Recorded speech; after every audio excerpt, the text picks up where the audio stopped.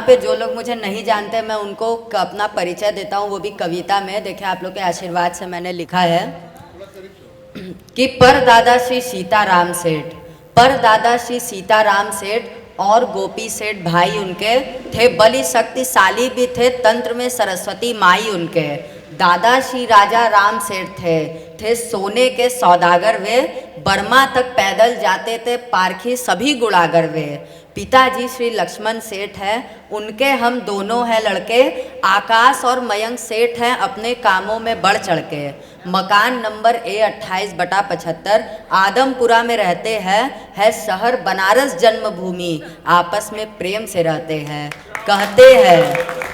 कहते हैं हम कविता कुछ ऐसा जिसका कि जोड़ नहीं कोई, कहते वीर रस की कविता ऐसा जिसका कि तोड़ नहीं कोई। जब बच्चा समझकर बुझे मन से कवियों ने बोला अब तुम वाचो, वह कविता से मेरे खुश हुए, न कुछ वाचो न कुछ छाटो। दस्तखत है बहुत से लोगों का जो खुश हुए मेरे कविता से, नाना बल्लू सिंह का प्रसाद है ये, नाकाम न होगा यह कह के। बहुत बहुत धन्यवाद। देखिए मैंने एक कविता लिखी है जो कि मैंने पूरे भारत को एक मंदिर में ढाला है, और उसमें जो हमारे देवता हैं वो हमारे वीर हैं। तो आप लोग सुनिए कि सारा भारत एक मंदिर है, पूर्वजों ने इसे बनाया है, स्त्रियां यहाँ की पतिव्रता सब जग में इज्जत पाया है। निर्माण में अपने भारत ने स्वेच्छा से जीवन दान दिया, बलिदान धर्म उत्साह त्याग से मंदिर का निर्माण किया। दसों दिशाएं गूंजी टन टन टन टन की टंकारों से, कानों में शब्द न आ पाता है भक्तों के जयकारों से। यह वह मंदिर है जिसमें नित्य सभी तरह का मेला है, प्रतिपल आता जय जय गाता नव भक्तों का रेला है। जब यह मंदिर बना न आया यहाँ ईंट चूना गारा, इसे बनाने में निर्माताओं ने अपना तनवारा। अस्थि जाल का चूर्ण यहाँ पर चूना गया बनाया था, उसका गारा करने के हित में उसने रत्न मिलाया था। ईंटों के स्थानों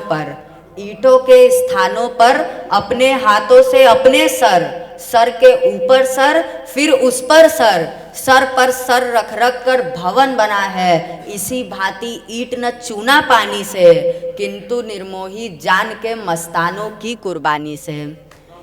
इस मंदिर में धर्मदेव का पूजन युग युग से होता, इसकी बेदी पर बहता अविरल लहू का सोता। यहाँ पुजारी धूप दीप या अक्षत कभी न लाते हैं, जो आते हैं अपने हाथों में अपना सर लाते हैं।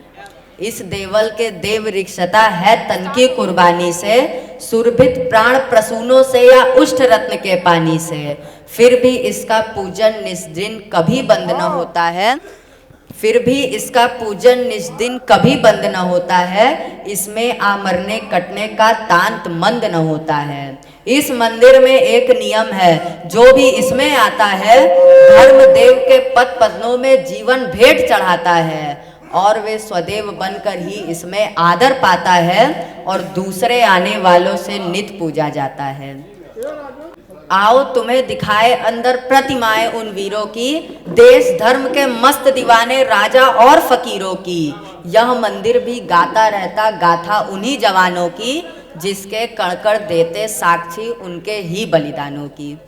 देखिए अब हम अपने भारत के बारे में बताएं तो जो इसके देवता हैं, जो वीर हैं, हम उनके बारे में बताते हैं। पहले हम राजा पुरु के बारे में बताते हैं कविता में, कि जब पुरु राजा भी बना बंदी था पेश सिकंदर के सम्मुख, कि जब पुरु राजा भी बना बंदी था पेश सिकंदर के सम्मुख, कैसा तुमसे व्यवहार करूं पूछा था पुरु के उन्मुख। तब कहा सिकंदर से पुरु ने, निर्भीक मुझसे वह बात करे, एक राजा दूसरे राजा से व्यवहार करे सो आप करे। सर झुके बड़ों के आदर में यह बात समझ में आती है, झुकना शत्रु के सम्मुख हो छाती फटने लग जाती है। और सर झुक जाएगा क्या मेरा, झुक सकता सर का बाल नहीं, सर झुक जाएगा क्या मेरा, झुक सकता सर का बाल नहीं, और ताकत हो तो सर कटवा लो फिर चलेगी और कोई चाल नहीं। होकर प्रसन्न सिकंदर ने तब बगल में बैठा या पुरु को, निर्भीक निश्चल स्वाभिमानी लख दोस्त बनाया था पुरु को। बोला जो सपना देखा था विश्व विजय वाला मैंने, वीरता देख आगे बढ़ने का सपना त्याग दिया मैंने। तो ये थे हमारे राजा पुरु। अब देखें जो हमारे भारत में सबसे पहला वो युद्ध हुआ था, जो पहला आक्रमण हुआ था वो राजा दाहिर पे हुआ था। मोहम्मद बिन कासिम खलीफा ने किया था। तो देखे जब ये हुआ था तो उनकी 2 बेटियां थीं, एक का नाम था परिमल कुमारी, एक का नाम था सूर्य कुमारी। उन पर कविता देखिए कि यह ब्राह्मण राजा दाहिर है, लाहौर सिंध का राजा था, भगवान राम के वीर पुत्र लव ने लाहौर बसाया था। मोहम्मद बिन कासिम खलीफा सन ईस्वी 815 में भारी सेना लेकर भेजा, सेनापति को उसने रण में। दाहिर राजा को लूटा था सर काट लिया था दाहिर का, 2 पुत्री और खजाना व लूट जगत को जाहिर था। तब पेश खलीफा के सम्मुख किया सेनापति ने ले जाकर, तब कहा दोनों ललनाओं ने एक बात सुनो चित्त में लाकर, रास्ते में ही हम दोनों को सेनापति ने बर्बाद किया, अब आपके लायक नहीं रहे या आपका भी मर्यादा लिया। सुनकर इन बातों को क्रोधित हो गए खलीफा क्षण भर में, सेनापति को उसने चमड़े में सिलवाया जिंदा पल भर में। तब कहा दोनों ललनाओं ने, यह पिता के सर का बदला है, अब चाहे मृत्यु दंड मिले सर देने को जी मचला है। तब क्रोध भ्रोष से व्याकुल हो सर कटवाया उन दोनों का, इतिहास प्रसिद्ध हुई लड़की हो गया नाम अमर उनका। अपनी अस्तमत की रक्षा की, दुश्मनों से भी बदला ले ली, सुख वैभव तजदी प्राण तजा, पर धर्म के अपने रक्षा की, अपने जाति और देश धर्म का उसने नाम बढ़ाया है। धन्य धन्य उन दोनों का हंस कर के सर कटवाया है। देखिए अब एक कविता है पृथ्वीराज चौहान पर, हम वो कविता सुना के आपसे विदा लेंगे।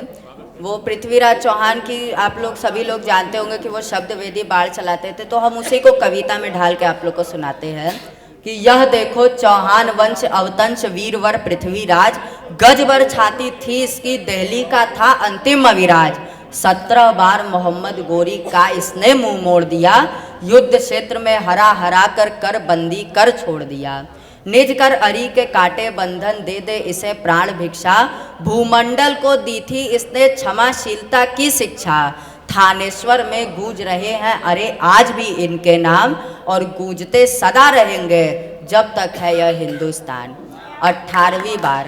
18वीं बार गोरी ने इसको एक बार जब जीत लिया, लाल सलाखों से इसकी सारी चमड़ी तब खींच लिया। आंखें दोनों बाहर निकाल उसमें था रांगा डाल दिया, इतनी दुर्दशा की इसकी जी भर कर इसको कष्ट दिया। फिर चंद्रवरदाई कवि जो था उसने दरबार में जा कर के यह कहा मोहम्मद गोरी से, एक बात सुनो चित्त में लाके, शब्द वेदी बाढ़ चलाने में इसको नहीं कोई पा सकता, संसार से लुप्त है यह विद्या नहीं कभी कोई दिखला सकता। यह बात मानकर गोरी ने उसको दरबार में बुलवाकर दे दिया हाथ में धनुष बाण, और कहा उसे फिर समझा कर, घंटा जो बजे उस पर मारो हम भी देखे कारस्तानी, सत्यता कहाँ तक है अचरज की है कवि की वाणी। जब घंटे पर है चोट पड़ी साधा तब वही बाढ़ उसने, खुश हो करके तब गोरी ने शाबाश कहा मुख से अपने, शाबाशी की आवाज पर ही मारा तब उसने गोरी को, गिर गया तख्त से नीचे यमदूत ले गए गोरी को। फिर दिया चंद्रवरदाई ने तलवार हाथ में, फिर उसके मारे तब एक दूसरे को आपस में मरे दोनों कटके। 12वीं सदी की बातें हैं इसमें क्या शिक्षा मिलता है, यदि गौर करे इन बातों को सचमुच ही कलेजा हिलता है।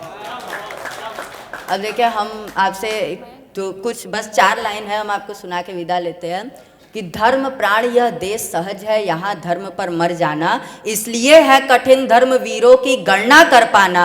कई जन्म लेने होंगे इन सबका दर्शन पाने को, और चाहिए युग इनका यह सुनने और सुनाने को। सब झुके सब कुछ झुके और जो समा बिगड़ झुके, ये नहीं मुमकिन मेरा जो इस तरह से सर झुके।